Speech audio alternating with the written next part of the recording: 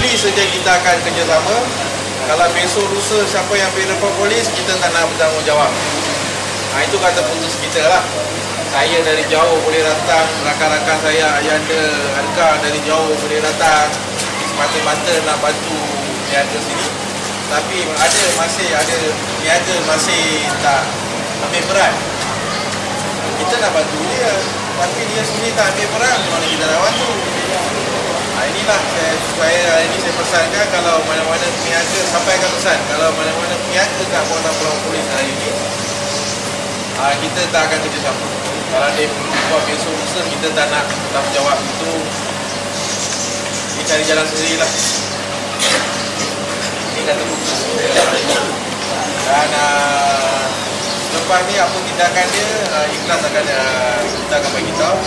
Dan sekarang laporan polis tu beli salinan sebab saya nak bagi kat kuam saya untuk tindakan susulan. Ada apa pun lagi? Kalau apa-apa berlaku selepas ni, ada intimidasi daripada Majlis Badan Selayang, lepas ni ada lagi apa-apa, mungkin ada jadi urutan-urutan yang bentuk bukan yang secara fizikal, katakan dia ni, dengan siapa yang kita nak berjumpa? Dengan di sini, wakil sini. Saya wakil sini, apa-apa boleh pusat dengan saya atau dengan kawan saya, sahabat saya, Cik Nasir.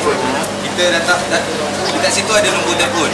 Saya nama Azman, ni tempat ni, saya berniaga buat kereta. Oh, kereta lah. Saya buat kereta. Buat kereta? Biasa kereta benda? Lepas tu, apa-apa bagi tahu, kita akan inform kan. Maknanya bagi saya pun kerja saya memang free lah. Mana kita boleh sempat datang, kita cuba sempatkan lah. Kalau ada 10-12 orang, macam mana saya nak bawa ke pejabat PM? Tak kemungkinan mungkin dia orang tak tahu, ada yang tak dapat info yang ada mat ini. Ramai tak tahu. Kalau itu kan malam bagi seorang itu semua dah bersetuju untuk orang ini. Dapat senarai nama tu lebih kurang 37. Sekarang dalam ada mungkin ada yang senang, ada mungkin dia ada Saya pun ada hal juga. Saya pun ada anak bini juga. Saya pun nak bagi makan anak bini saya juga. Saya boleh tinggalkan atas ni. Tak mahu lah, saya terpaksa cakap. 37. Ada senarai list 37. Peniaga kecil di Tasik Puteri dizalimi, pandu keadilan, kami mahu lesen, MPS tak adil, MPS kejam, hancur MPS, hancur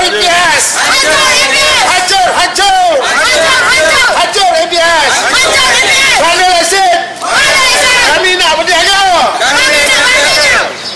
Siapa nak bayar rumah sewa kami? Ada tempoh. Kami tetap saman. Kami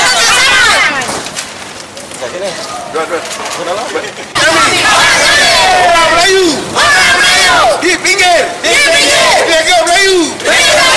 Ditekan. Mana keadilan? Kerajaan Selangor.